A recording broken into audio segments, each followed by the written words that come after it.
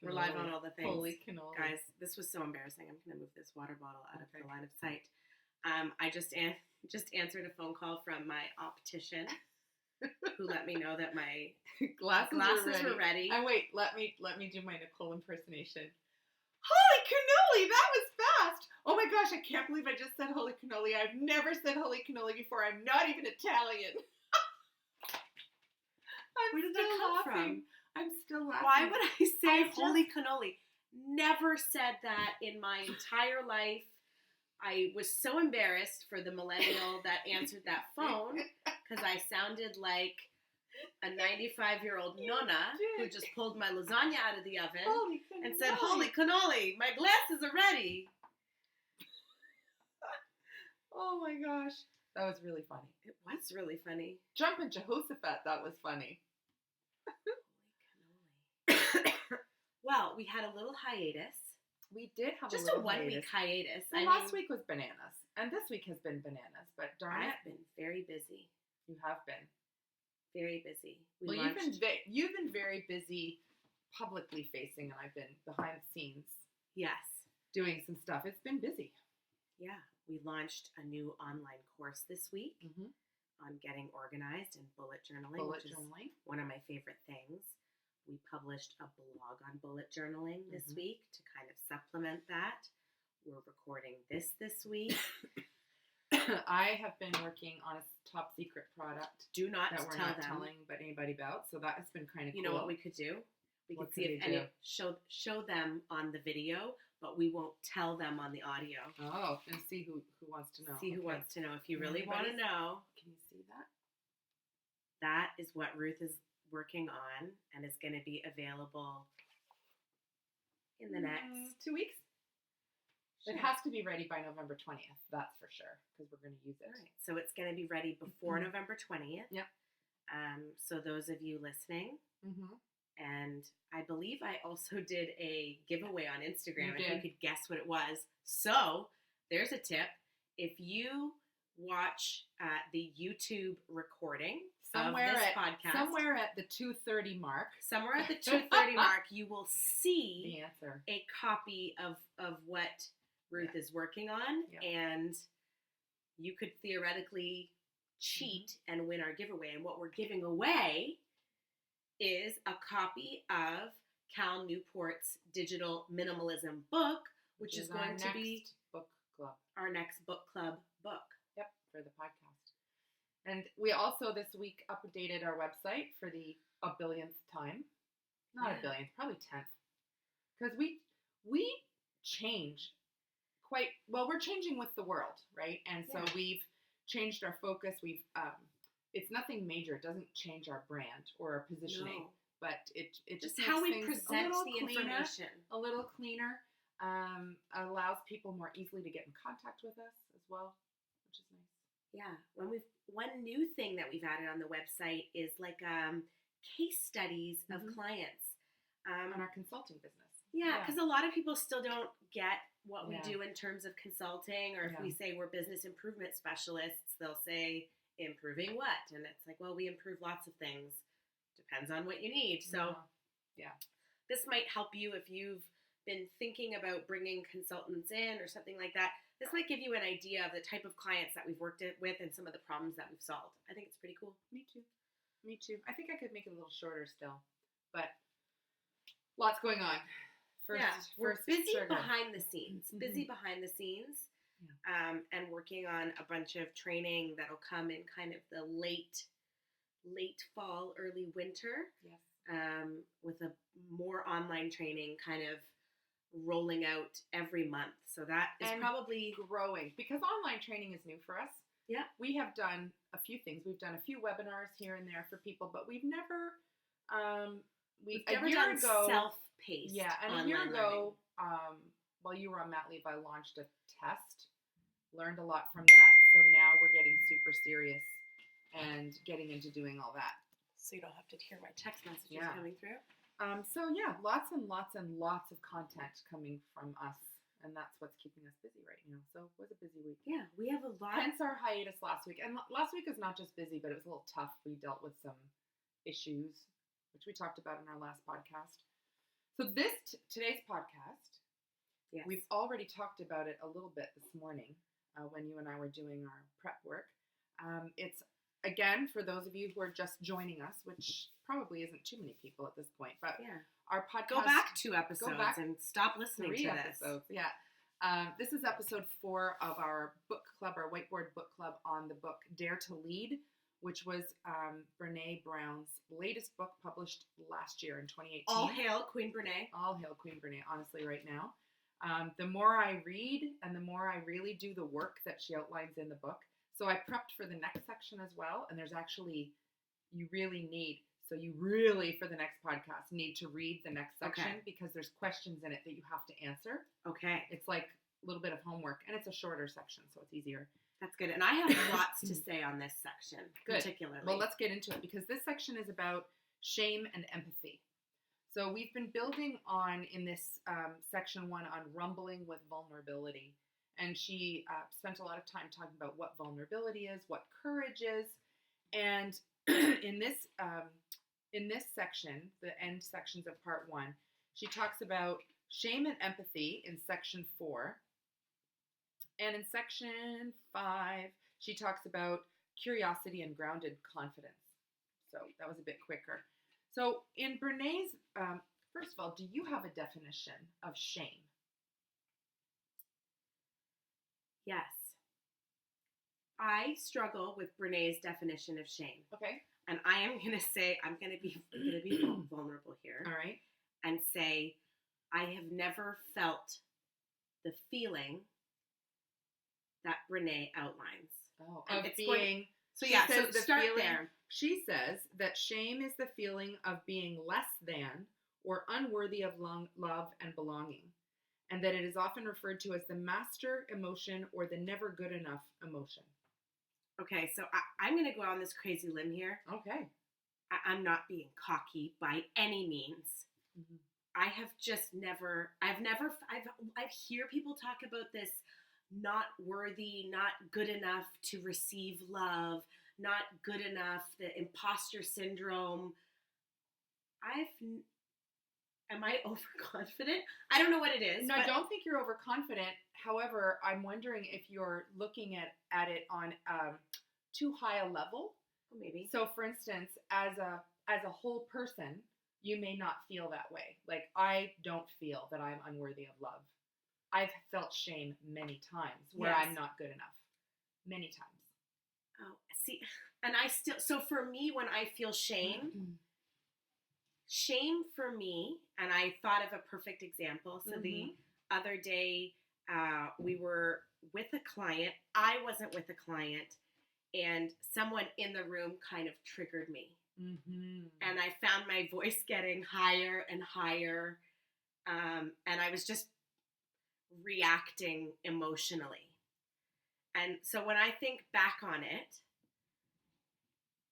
I never felt not worthy, or I never felt those feelings, but what I did feel is, when I describe shame, is when I'm not acting my best self. I'm not being, I wasn't my best, and I felt shame for not being able to control myself. Yes, and that is one of the types of shame, which is called perfectionism. And you've also told me that one of your triggers is if people feel that you aren't trying your best. Yeah. Because you need to be doing your best all the time. And if they're challenging that, wouldn't it follow that because, maybe these aren't your words that you would choose, but wouldn't it follow that because if they think you're not trying your best, that you are not good enough? And this is where I struggled. Okay. I could not fit my feelings of shame into Renee's. Well, the same Renee, the Brene's. I could not fit them, and that's not to say that I disagree with them. No. I personally have not felt those feelings. I've never not felt worthy enough. I felt like, oh, I'm good at this, and I'm not as good at that, and that is okay. I just think it's and I think there's elements, and I also think it's the link. Remember how we used to say that or so I tease you because if I want to make you cry, I just say that I'm disappointed. Yes. Is that not a feeling of you have disappointed someone, you haven't been good enough for them? Shame, here's my theory. Yeah. Shame is an extreme word. And maybe you don't use the word shame. I haven't used the word shame for many of the examples that I was thinking of.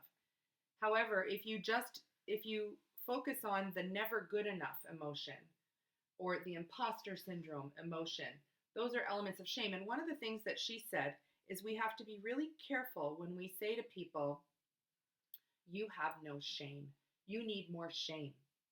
Because actually, Brene says, no, they need more self-awareness and kindness. We don't want people to have shame. But everyone feels it or they're sociopaths. You are not a sociopath. No. So I definitely agree Yeah. that I feel shame. And, maybe for me, shame is I didn't do well enough in that moment. Mm-hmm. I wasn't good enough in that moment. Yes, because we don't, all of us, I don't think, need to overwhelmingly feel I'm not good enough to feel shame. It's in a moment, I believe. Yeah. And that's what so for me, she talks about unwanted identities are the drivers of shame or the triggers because they undermine our vision of ourselves. So triggers, that's it. It's moments. Now I imagine that people who feel depths of shame all the time and who are belittled and made to feel less or not worthy, we're talking about a spectrum, I would imagine. 100%.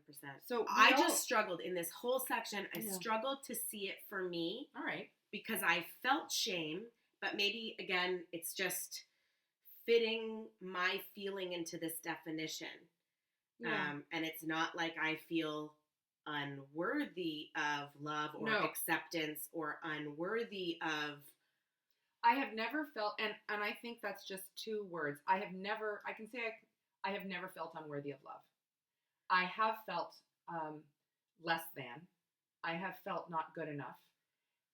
Sometimes those have felt longer periods than others, but mostly it's a day or a moment or an event that triggers shame for me. So, for instance, last week we talked about dealing with a client that's difficult for me. I feel shame in my inability to deal with that client. Now, again, shame is an extreme word. Do I feel that to the depths where I lie on the floor and I'm like, no, I'm not good enough? But in that moment, I am frustrated because I teach difficult conversations. I teach leadership. Yes, and it's okay. That describes my situation. That trigger to me, I'm taught and I'm known for. You would say that you give me credit for being calm and cool and never letting things get a rise out of me. And in that moment, I would say that what you described to me afterwards was shame.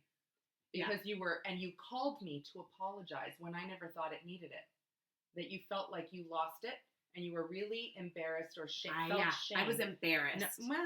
So embarrassment. Before I get to that, there's a few words. Okay.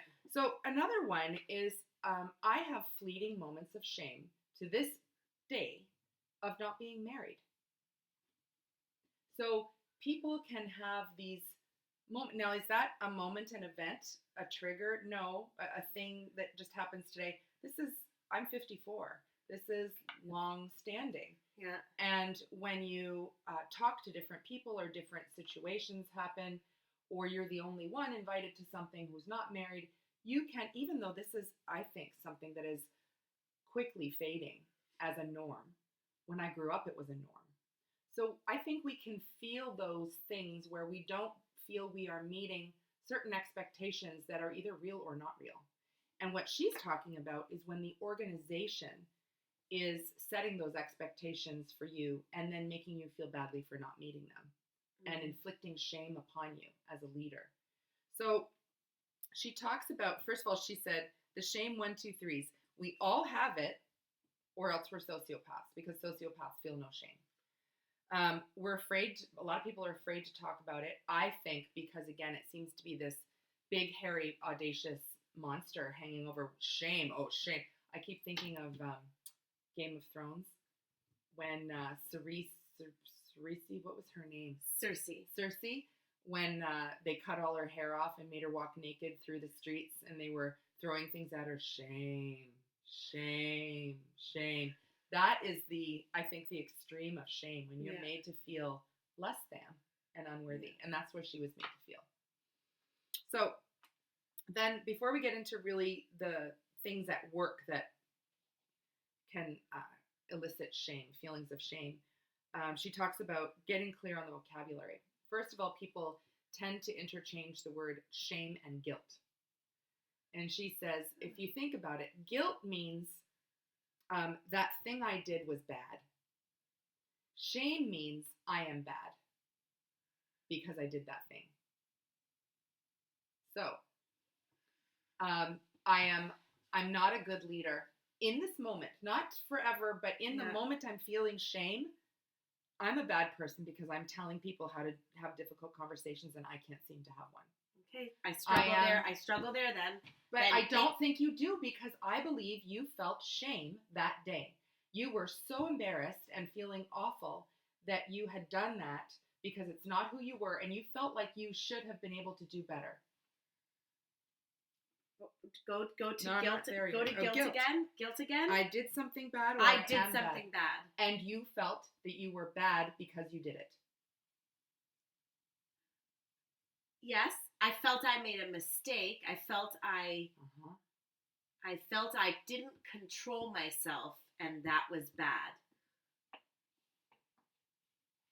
I didn't think I was bad. I think you did. Okay.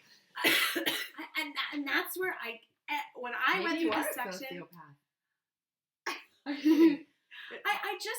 maybe I'm self-aware. Maybe I'm, no, that's probably not the right way. No.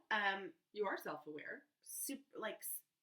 Forgiving of myself, or I'm just very realistic with myself. Mm-hmm. I don't know. And in that moment, I hadn't recalled feeling that emotion, whatever it was, shame or guilt. Mm-hmm. I hadn't felt that feeling in a very long time. Interesting. The other thing, depending on how you were raised as well, and the cultures that she talks about, and how you were raised, when I grew up, Polish Catholic. That's all guilt. Well, that's the thing. But when I grew up, the theory or the feeling in my culture, my network, my whatever, was that if you made bad choices, you were a bad person. Not that the choices were bad, you were bad. And that's where this comes from too. So, people who, when I grew up, people who smoked were bad people. And it wasn't until university that I figured that out. I remember very clearly going, oh, okay. So bad choices equaled bad people when I was growing up. That makes people feel shame when they then slip and make that choice. Therefore, I am bad.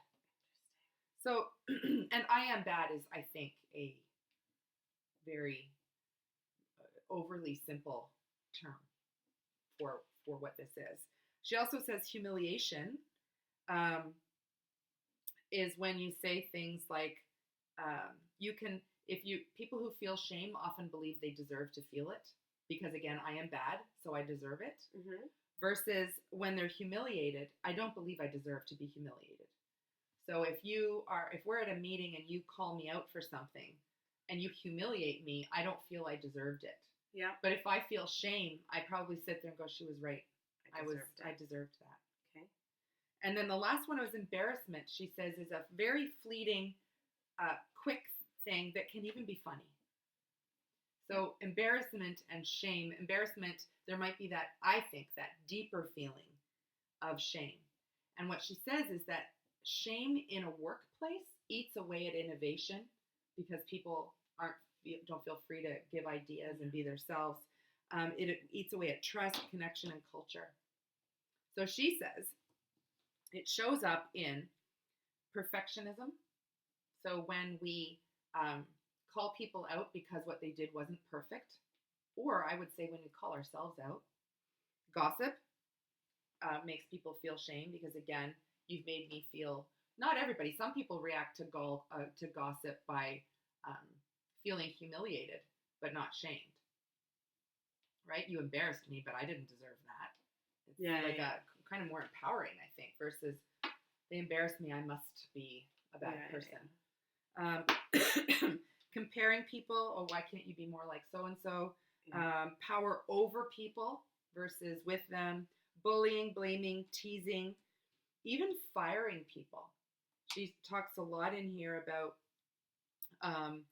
if you fire someone, you need to remember there's a person sitting in front of you as well, because you can impact their whole life about the shame they feel in being fired and not being worthy of the job, and therefore they're a bad person. Wow. Yeah. So those are interesting things. And she talks about, there's a list on page 135. And she says that when the culture of an organization believes it's more important to protect the organization than it is to protect the basic rights of individuals, it's a shame culture. And she says it comes, you can be sure if you see these symptoms or problems. Shame is systemic. Complicity is part of the culture. I think she was talking about the government in the States when she was writing this. Money and power are more important than ethics. Accountability is dead. Control and fear are management tools. And there's a trail of devastation and pain. And I don't know about you, but I have worked in those organizations. I'm similarly also thinking of a situation that happened not too long ago where one of our collaboration partners, kind of someone we work, anyhow, called me out and kind of reprimanded me for having an impromptu meeting with someone and not involving them. Yes. And I was trying to analyze my feelings around that. Yes, okay. And my initial thought was, was I feeling shame then? Like, was I ashamed of what I had done? No. I probably was, to some extent, humiliated because I felt like I didn't deserve that, and I wasn't given an opportunity to explain myself before I was kind of punished. Yes. Kind of punished. So I was trying to think of how that is scenario... Is it possible to, especially if you're more, if you are better at coaching yourself or better at self-awareness, do you think it's possible to move quickly through them? I felt shame when I first saw that email. Yeah. Again, because it's, for me, it's always being chastised like a child makes me feel shame. Yeah. Like, how dare you stupid person. You are so dumb, and how, all this. And I think I react, again, because of being raised in the perfectionism and doing the right thing all the time. It's exhausting. I think I go to shame immediately, but when we talked it out and then I thought about it, I moved from shame pretty quickly into humiliation and realizing that I didn't deserve that, or you didn't, or we didn't deserve that. And then into, okay, now what do we need to do? But it's an initial, for me, it's a trigger and an initial loop. And then I can come out of it pretty quickly. Yeah. And I quickly, I quickly did, I call this the grandmother theory. My Nana used to say to me, if ever I was really upset with someone, she'd be like, they must be jealous of you. They're jealous of you. How could they not like you? Sherry, how could they not like you? How could they not? You're wonderful. Yeah, right? Yeah. My grandmother used to always say that. And so I remember using the grandmother theory, and I very quickly went to kindness and curiosity and went, whoa, I'm going to pull out anything that I did. Like, there may have been some activities that, I may have been able to correct. Would we do them again? No. No, I may have corrected. They weren't shameful. No. And I very quickly went to, wow, how is that person feeling that made them get so aggressive towards me and want to make me feel shame? Mm-hmm. And it was interesting because I just went, oh, well, I don't feel shame because that is not what happened. Yes. And oh dear, you must be threatened by me if that got you so wound up to send such a scathing message. I agree. And most of those things that happen for me, especially at this point, with all the work that we do and the experience and the training that we have, for me, it's pretty easy to work through. Even when I'm, invited somewhere and I'm the only single person, Bridget Jones, the singleton, I can work through that pretty darn quickly too. Would I want to be married to any of those people in that room? No, thank you, I would not. It's usually one of the things. But I think we can work through it. They're jealous of me. I think you can work through it. Yeah, and it was very interesting to me, but it made me think of the concept of a work culture, right? Yeah. Do you want to be in a work culture where you jump to an assumption or a poor conclusion of someone? Yeah. Or you jump to the impacts of their activities to your feelings before you've ever heard the story. And I do believe that the intent of that communication was to make me feel shame. Yes. I don't feel shame naturally. I don't bloat naturally. You don't at the end of it. I have to say, because you're not a sociopath, there has to be like an element that works through quickly and that can go through it. But I think that anytime you can think of a time when you could insert the words shame on you, that for me is a trigger. So if somebody treats me or speaks to me as if I'm a child, I'm the same way. And then my initial reaction is shame. It is. And it's that feeling like, oh, I messed up. I'm not even worthy of having the job I have because I should never have done that. And then goes around. I assert that I do not have that feeling. Brene, we really would love you to call us and help us talk about Make sure that I'm not a psychopath. Yes, because sociopath. Because then I don't want to deal with it anymore. Again, I hope it's not making me come off as overconfident, or that is not at all. I am just very clear on what I'm good at and what I'm not. And I'm very clear on what I believe myself to be a good person and an honest person, and I put in my best effort all the time.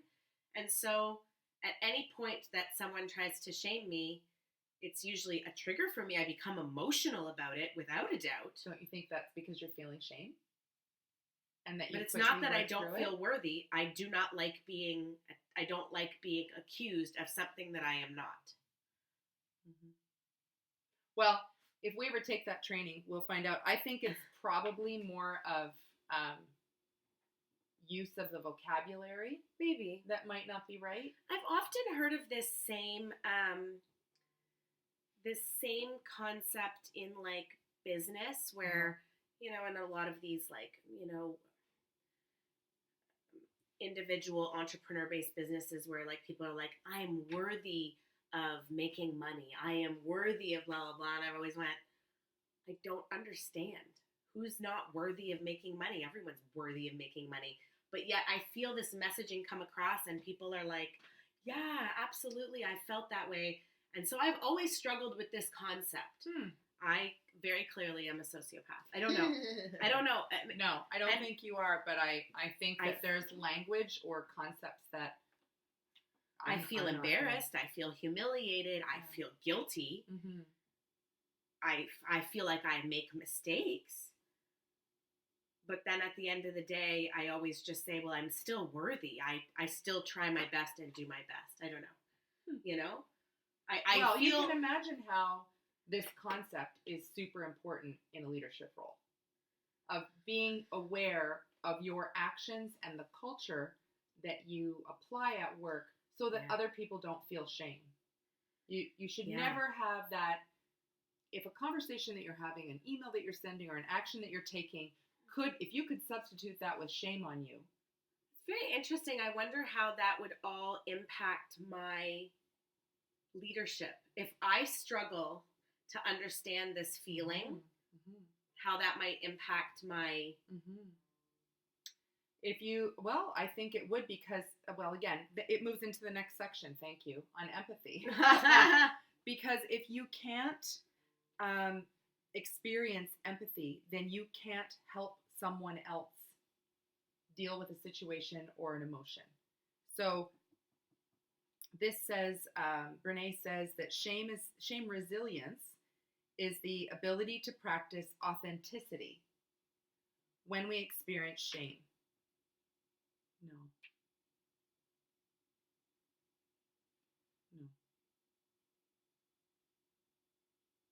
But it might not be.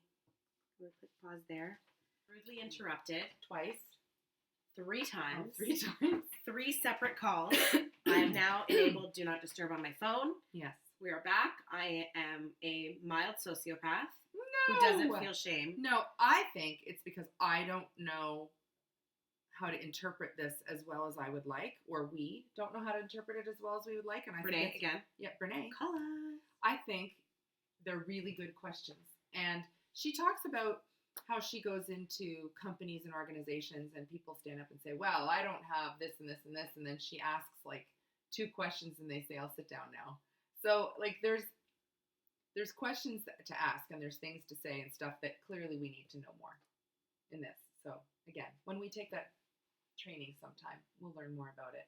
Yeah. Because it probably has to do with vocabulary or nuances or the way we phrase things where I interpret it one way and you interpret it another, and it's probably the same thing. Yeah. I guess if it's based on Renee's feelings, I definitely have felt guilt about behaving a certain way in a moment. Mm-hmm. And for that, I feel guilty. I would call that being ashamed. I'm ashamed at myself because I wasn't able to control myself. Mm-hmm. But I do not equate that to my worthiness as a friend or my worthiness to receive love. But that's the global behaviors again. In the moment, you're still saying that in that moment, you're not feeling like, oh shit, I don't, how am I even teaching this stuff when I can't do it myself? Nope. I am just saying I've made an error and that's normal. I'm mad at myself for making that error. Yeah. But I don't think of myself as less worthy for making it. So how would you then translate the concept of shame and shame making into leadership, the leadership conversation? Well, and that I don't know if that got captured before we had a break, but I said, oh my goodness, if I haven't experienced, or I don't believe I've experienced, it may be not true, mm-hmm. this experience of not feeling worthy, how does that impact my leadership ability? It's a great question. I don't know that either. Right? I know that I have extreme empathy. I know that I am very, I try very hard to look at people's emotions and how they might be feeling and question that and empathize with that. So I would hope that naturally I would be able to identify some feelings there and be able to work through them. It's an interesting question. I wonder if she's used very definite language. And her language said, we all have it or we're sociopaths. Now, it seems like, is there a caveat to that or a sub-bullet that says, and some of us may not know it? So, for instance, think of a really bad or really good boss who's super confident, who's been there just driving stuff, getting it done, whatever. You've seen things that you're like, ooh, you know, that person may want to pause and consider how that looks, and that you even might think are shameful behaviors, even though they're on the whole great leaders, great people, whatever, but they may not even realize it. So they're not sociopaths, because sociopaths is such a small percentage of the true sociopaths of the population. So is it possible that we all may feel shame, but many of us don't even know that we're feeling it, or don't recognize it, or put it away, or mask it with something else, or deal with it like that and process it into something else, or? Yeah, so if I were to make a guess, perhaps I feel that shame fleetingly. Yeah. And my husband and I talk about this all the time, that we are excellent at rationalizing, right? So like, well, yeah. We bought a house and we're like, oh, but that, this kitchen is amazing, even though it's at the other side of the house because blah, blah, blah. And then we'll instantly be like, we hated that kitchen. But we were great at rationalizing it in the moment, right? Rationalizing a purchase or whatever. Right. Goes great with jeans. You can wear it with jeans. You can wear it with anything. You can wear these with jeans. So I wonder if I do a split second, like maybe I feel the shame and then I'm quickly, if I look at when I observe other people, and again, because we deal in what we deal with and having difficult conversations and controlling emotions and being leaders, I do watch other people. And so I do watch when I think other people feel shame and they respond with anger. They respond with fury almost. Yeah. And that is their kind of their balance for that shameful feeling. They kind of suppress it out. That's what I'm wondering, because I know as I'm sitting here thinking, I think there are some people I know who would say they don't feel shame. And is it possible that I don't feel shame under this definition? I feel, I could say I feel ashamed. But that's guilty. Right. That's not, so that, her definition. In Brene's definitions, I don't have that worthiness component, at least that I can think of. Or, maybe it's just like, I'll just say, it's not that I'm not worthy of being a marathon runner. I will just never be a marathon runner. Let me ask you a question then. So you have somebody, you're a leader, you have a team that reports to you, and someone in front of you has said they are ashamed, they feel shame after something that has happened, and they don't feel even worthy of doing the work that they do.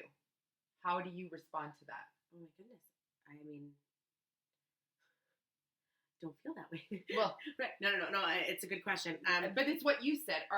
If we don't know how we feel, or we feel like we haven't felt her definition of shame, are we able to? It's kind of like empathy. Yeah, it's like some people in their hearts are like, I don't feel no empathy for you right now, but I know how to act like I feel it. Yeah, and all I could say to that person using my own tools of empathy, I wouldn't be able to say I know exactly how you feel. I felt that way before. Right. All I would be able to say is like, I hear you. I'm hearing you say you're not worthy. Tell me more. Yeah. Tell me what. That's tell one me of Brene's more about phrases. what you mean. The next section she flows into is about empathy, and she says that we move from shame to empathy by being able to be authentic, to move through it without sacrificing our beliefs or our values, and to come out on the other side with courage and compassion. I'm going to hypothesize that some people can pause it. I'm going to posit that some people can do it like that, and some people can't. They take longer, or they can't do it at all. And what she says about empathy is that it's not connecting to the experience, it's connecting to the emotions that underpin the experience. So if you've never experienced this definition of shame, but somebody you're talking to has, you can connect to the frustration, to the guilt, to the embarrassment, to the, right? Yes. So that's what empathy is, to be able to say, I'm so sorry, that must be frustrating. Tell me more. Because you can connect to the frustration. Yeah. So what she's saying is, when there's 5 elements to empathy. To see the world as others see it. Tell me what this sounds like when I get to the end of the list. To see the world as others see it. So that's very hard if you were raised in a white, middle-class, successful Christian household. Yeah, this is a huge topic right now. Huge. How do you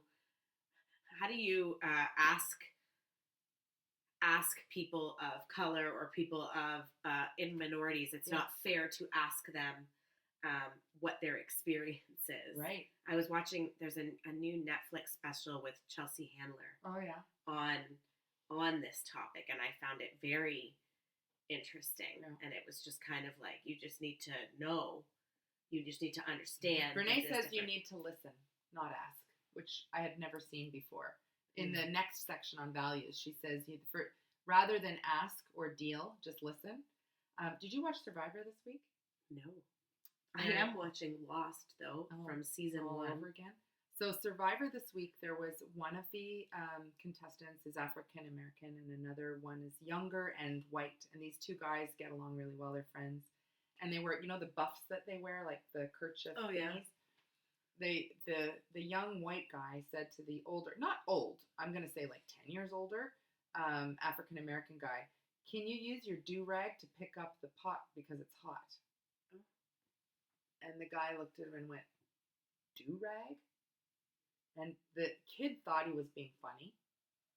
Well, it was one of the most moving things I had seen on Survivor, which is not really moving. But they had such an open discussion about it, and the guy went and he apologized, and he said, thank you for apologizing. I need some time to process. Let's talk later. It was really cool. Wow. So then they talked, and he said, I want to thank you for apologizing. No one ever's done that. But when I also want to know, how much do you want to know about what was going on? The kid says, I need to learn. Tell me. And he said a do-rag is often associated with thug life, gangster life. Oh. There's a history to that. It doesn't mean it always is, but it's often associated. And there's a deep-seated feeling, a.k.a. trigger, associated with that kind of language. And they had such a good I was almost teary watching it because it was very mature, very open, very authentic, I thought. And it just made me think of this. I bet you, even though that, I cannot remember the character's name, contestant's name. But even though he was very self-aware, I wondered if he was a teacher, like he just was so good about it. I bet the trigger was shame. Because if you're using language that is belittling, it's intended to make you feel less than, which it would for that. And I bet that he went in and bounced out really quickly because he seemed so aware and advanced and mature. So the younger person. No, the guy that it happened to, the African American. Yes. So I thought that was really interesting because to see the world as other people see it.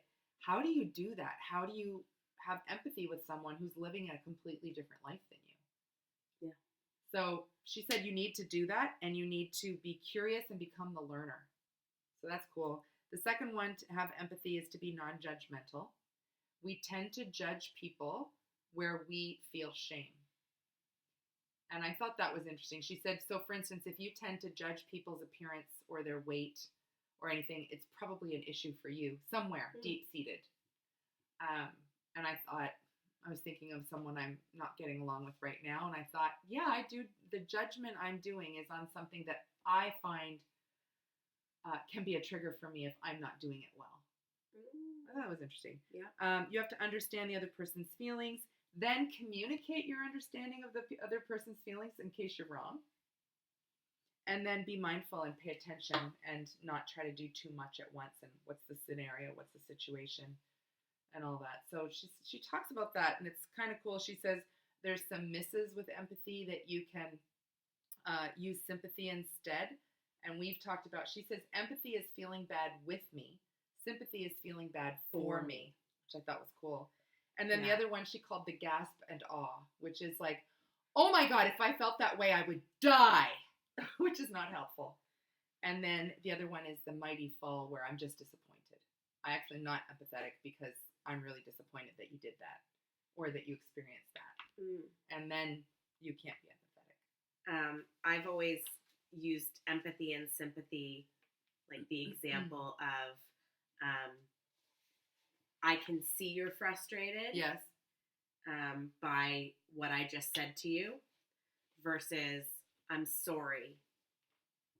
I'm sorry that you feel that way. Has always been my perfect example of why sympathy sucks. It does suck. Sympathy sucks. Empathy is so much better. We should post the link to Brene's video that's really short. You know, the 4 or 5 minute one? And it shows, it's got sort of a cartoon video, and it has like somebody fell down a hole. Yeah. And it's an animal, looks down the hole and goes, wow, that must really suck down there. You want a sandwich? And she says, that's sympathy. Yeah. Whereas the other person sort of comes down in the hole with you and says, this is awful. How can I help? Yeah. Or tell me what's going on. It's a very good video. We definitely should put that up, put a link to that on. Yeah. On she also socials. has, in the book, there's skill building questions on empathy building. So if people are interested, page 156, there's some ones that there's just 4 questions you can look at if you're trying to build or practice your empathy. It was interesting that I was saying today to Ruth that I was watching my almost 2-year-old learn to become empathetic. And I was we were chatting about whether we thought this was like a nature versus nurture, was this part of her personality, because her caregiver has always done this kind of make a sad face and then give me a hug. And my daughter Lillian was not a particularly huggy kid. So we'd always make a sad face, give me a hug. And now she's got into this kiss my boo-boo thing where every time she hurts herself, she comes, and I've used it as a way to get some affection from her. If she doesn't want to hug me, I'll say, oh, mommy has a boo-boo right here, right? And get a free kiss, basically. Yeah. And I was fascinated with this concept of building empathy because it literally started, as you called it, it was just like a trigger and response. Someone makes a sad face, give them a hug. Yeah. And it has appeared to evolved into true empathy for her. Yeah. As I watched her, my older stepdaughter was crying about something, and I watched her literally I watched Lillian feel it with her, feel it, and then just go over and hug her. Yeah. And I mean, she can't really talk that much, but it's not like she could say sorry, your cousin peed on your Barbie. Well, but she literally just was like, you're crying, I'm going to give a hug. So what she did was connect with the emotion, not the experience. She's never had her cousin pee on her Barbie, right? So she can't know what it's like. But what you told me that Lillian keeps saying, Lillian's sad, somebody's sad, somebody's sad. So she's looking for that emotion that she's learning how to connect with. Yeah. And reacting to it, not to the situation that she hasn't experienced. So other people would look at it and go, what are you crying for? Just put it in the bath and wash it. There's no empathy there. Yeah, and it was we were all just like, Abby, it's just these pants. She was mostly upset about these tiny Barbie riding pants that had now been peed on by her cousin. And we were just like, but we can put them in the wash and it's going to be fine. They're just Barbie pants. Calm down. Yeah. But Lillian just embraced the true form of empathy and just went over and patted her on the back, and I think said, sad. Nice Abby. Nice Abby. She's 18 months old. Yeah. The last section... 20, sorry. The last section I wanted to talk about in this episode is page 172. She talks about rumble starters and questions that we use, we meaning her group, to have these conversations with people. So this whole point of this is trying to experience what the other person, or not experience, understand what the other person is going through. Are they feeling shame? Are you creating an atmosphere that makes people feel shame? How can you move away from shame into empathy? And how can you ask people what's going on? So there's 11 questions in this thing that they Brene, use. You always have, I keep calling her Brene. No. Brene. You have so many items, 11, 16. Wait until we get to values. There's only 2 that you're supposed to do in your homework. You'll like it. So, for instance, and I'm not going to read the whole description of them, but the first one is the story I make up, ... That was one of my favorites from, I think it's from Rising Strong. I wonder if it was in there. Oh yeah, you've used this. Yeah. You've used this on me. So the story I'm making up, Nicole, is that I've done this and you've reacted this way and this is never going to work, and that gives you the opportunity to go, no, that's not. I didn't feel anyway. Yeah. I'm curious about. Tell me more. See, she steals from you.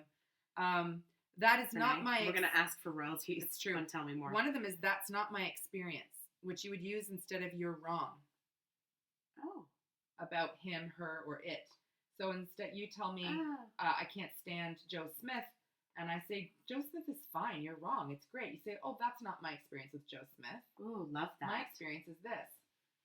I love that. It's also, that's a great... Also a great way to kind of nip gossip. Yes. In the, nip gossip, when someone says, oh, so-and-so's always trying to just snake in and do that, and just going, that's not my experience. Yeah. Wow. If you've got one takeaway from this section, I'm going to say that is a beautiful tactic. One. And it really would shut you down quickly. That's not my experience. Yeah. Ooh, that gives me all the feels. All right. The next one is I'm wondering, which I think is very similar to is it possible? Yeah. Which I love. Yeah. That you taught me is it possible? Which is nice because you're providing an alternative viewpoint without correcting it. Yeah, I do love is it possible for that. And that's another great, actually, if you want to talk about like gossip or shaming or any of that kind of behavior, if you're trying to shift the culture, is it possible is a lovely way of trying to come up with alternate solutions or alternate viewpoints. Without correcting people. Yeah, without correcting or making them feel wrong. It's a coaching technique that we'll often use when people are, what do they call it? When they've got like self-limiting statements. Yes. Things like, well, my boss is never going to give me a promotion because they don't like me. And you kind of say like, well, how do you know they don't like tell me the evidence that they don't like you. What tells you so? Yeah. Right? People do that a lot. I did that this week. A friend of mine thought I needed to go and get my cough checked out. It's much better now. And I said, well, I'm never going to get in this week. And she goes, it hasn't even opened yet. Is it possible that there's a cancellation? I was like, yeah. Yeah, it's a lovely way to get out of, if you have someone that's consistently, I always call them the people that have an answer for everything. Yeah. Yeah, but this, or no, but she's going to say that. Yeah. No, but he's going to say that. No, but she always does this, which I get very, that's a frustration trigger for me. And so I found, is it possible? Really kind of gets people to be like, yeah, it is. Yeah, I suppose that's possible. Yeah. So it's nice if you have a negative Nelly kind of friend. Oh, that's a good one. Yeah, it is. The next one is help me understand, which we teach a lot. Taking walk royalties me through. Here. What I like about walk me through, we've taught before about take me along the story. Yes, but we've talked about getting people to not use the word why. So why did you do that? And I've often provided an alternative that says something like, tell me your thought process, tell me your rationale. I like walk me through it better. I feel like it's more friendly and it does the same thing versus almost explain like done. Explain your thought process is it's almost like why. Whereas this is okay, walk me through what, I thought that was nice. This is kind of cool. We're both dug in. Tell me about your passion around this. To me, that says something like, we're both in this. Tell me about your passion. Oh, it's interesting. Like our heels are in this article, in this argument right now, or this discussion. Our heels are both dug right in. Yeah. Tell me about your passion. I like that one a lot. Like when you're at a standstill and you can't seem to resolve it. And you're like, all right, we're both equally. Why are you so in? Yeah, I love that. Yeah, I think love that one cool. A lot. Tell me why this doesn't fit or work for you. I don't love this because of the word why. There must be another way to say that. Like what's blocking you from this, or what's the roadblock? What roadblock do you see? Something like that versus why what's your magic statement? Oh yeah, what needs to happen? Yeah, what needs to happen in order for you to da-da-da? Brene? Yeah, you can borrow that if you like. Just hashtag whiteboard. I'm working from these assumptions. What about you? Ooh. I like that one. Good one. It's like the communicative competence, which I think I meant to follow back on the empathy, seeing the world as the others see it, all that stuff. Yeah. Is a lot like the communicative competence model that we talk about. And then the last one is, what problem are we trying to solve? Because she's saying sometimes you're in this argument for like an hour and you're solving something completely different than you started off. Yeah. You've gone off on a tangent. Yeah. So she says, practice these questions and keep practicing them. Become self-aware of the model that you're setting, or the roles that you're modeling. Behaviors or role modeling, and have the tough conversations. Don't avoid them. This was the last section in the first part, which is all rumbling with vulnerability. She's got a ton of examples, practicing being self-aware, more rumble tools, and then she gets into the next part, which is values, which will be our next one. Amazing. But I think it's really interesting, the discussion. It's like a two-parter. There's a discussion on what is shame, and can we really understand? I don't think we do. Really understand what she's talking about. I think I understand what she's talking about. I've heard other people use that language and say they felt those feelings. So I'm not like impervious, oblivious. I recognize that those feelings are there. I just don't have a personal connection to those words. And I think it's possible that we either are not asking the right questions, or not making the right links, or all the links, or there's more links. But or maybe I'm not reflecting on the right scenarios. I don't know. But there must be. It's such an interesting point that you make. I'm quite sure there are many, many others who would say the same thing. And how does she deal with that? I would like to know. Right, and I mean, I'm self-aware enough to recognize, like, I haven't felt that feeling, but I felt these feelings. But I could certainly, my husband to some extent, he'll just say, I never worry what anyone's saying about me. I just don't care about any of it. Don't care what anyone thinks. Don't care what anyone says. I just don't worry about it. I just don't. And, I could just imagine him saying, like, I've never not felt worthy. Never. What? Interesting. Well, in a different way than I think I'm saying it, because I literally, as I was listening to this, I was like, I don't feel that feeling. I've heard these words before. I've heard people say these words. I've heard affirmations and gratitudes and all these things that try and battle these feelings. And I could not find a feeling, especially when she went into humiliation and guilt and other things where I was like, yes, I feel those.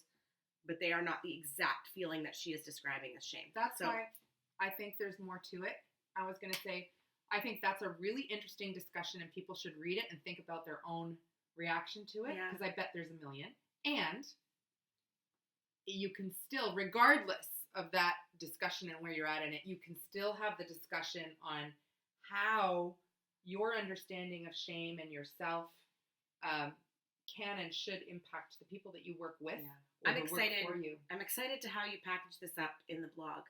I was just thinking, how am I going to package this up? Because the second part is about then moving through shame, whatever it looks like for you, or recognizing it, having the empathy, and moving on. And I wish, I almost feel like we could do like a second iteration of this podcast, because we were literally just battling with the definitions. That's the authenticity. We were rumbling. But to now go into, okay, like, what does shame look like in the workplace? What does a culture of shame look like? Because that's another thing I've always struggled with with Brene, is that, like, I need tactical examples of what I could say or do in the workplace that would cause you shame, especially because I don't understand shame in this context. Interesting. It isn't. Okay, so maybe that's, I'm telling you what to write in the blog. Thanks. Or you'll write it. Oh. The next one. So I would like you to, if you do your audio, I want you to then take a second and look at the actual pages. Yes, I will do that. Part 2 is what we're going to do next. It starts on page 185, and it's not long. It goes to 217, so it's like 32 pages, of which 2 of those pages are a massive list, or one page, a massive list of values. And what she wants you to do is pick 2. Now, she said, but other organizations say pick 15. And if you really need to pick 15, and then pick 2. And those 2 are your core values. Ooh. And what you usually find is that those core values are the framework for the other 13. That makes sense. Yes. And then she goes on. So read it. She goes on. There's little work. So there's sections on, for each of those core values, what are behaviors that support that value? What are slippery things that can make you walk away from that value that you have to watch for? Okay.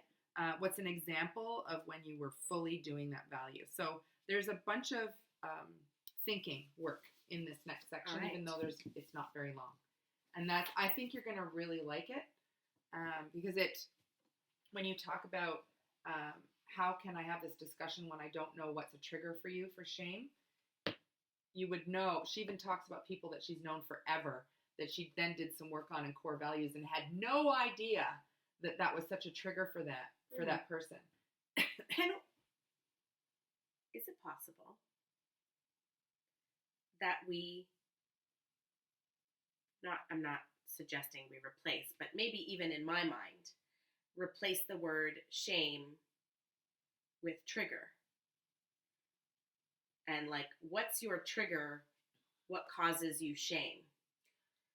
Right? Because that's how you did it for me. You said you knew my trigger was this. That's what caused me shame. Even if my definition isn't exactly that. Except that I don't think so, because if I said this, what's a trigger for you? For you, though, you're telling me it didn't trigger shame. It triggered humiliation or anger or a host of other emotions. Embarrassment. Yeah. Or the notion of a mistake. Which perfectionism is something that can lead to shame. What I'm hearing you say is that it doesn't lead to shame. It leads to anger or sadness, and you quickly figure out how to deal with it. But there's no in-between layer where you feel like you're an idiot or a stupid person for having done that, or that you're not worthy, therefore, because you did that. feel stupid. And I shouldn't have said right? that. Yeah. Or you feel that you're not worthy because you did it, even for a brief moment. Yeah. So that's I don't think we can replace shame with trigger, because the trigger is what causes the emotion, and what Brene's talking about is the emotion of shame. So with her definition, that's where the rumbling is coming from. So we'll probably talk about it more as we get through the book. And I honestly feel like, even though I'm sure she's not reading this, but you never know, it would be really cool to send her an email and ask. Yeah. Because she does answer a lot of questions all the time. And she's on all the socials and all this stuff, and she's very responsive. And I think that especially if we said, not only are we're going to slide into your DMs, Brene. Not only are we personally curious, but I think it would help our learning and growth and instruction if we would know more about it and be able to address it, because not everybody feels about shame the way she does. Just like I don't feel like it the same way, and you don't, and there's probably a host of others. So how do we identify with the learnings? Let's rumble with this. That's the whole thing. We're going to rumble with it. And I'm gonna title this podcast and everything, "Is Nicole a sociopath because she doesn't feel shame?" I love it. All right. Thanks, everybody. Don't forget your homework. We'll see you next time. See you next time. Bye. Bye.